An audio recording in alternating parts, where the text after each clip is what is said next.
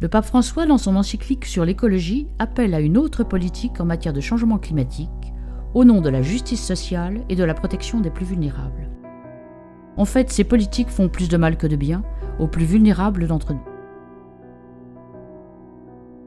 L'Institut légal pour l'énergie et l'environnement se doit de vous dire la vérité.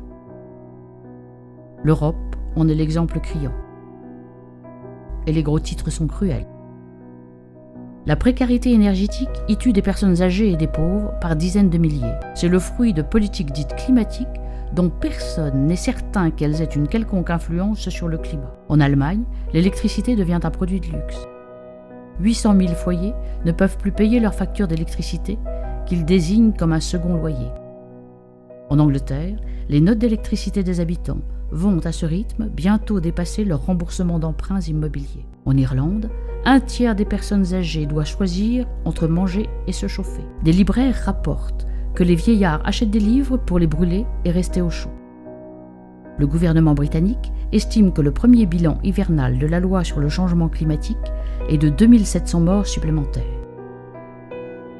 En réalité, il fut 10 fois plus élevé. Rien qu'en Angleterre et au Pays de Galles, en un hiver, la paupérisation énergétique a causé la mort de plus de 31 000 personnes.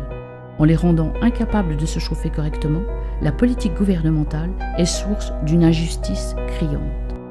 Réfléchissez un instant.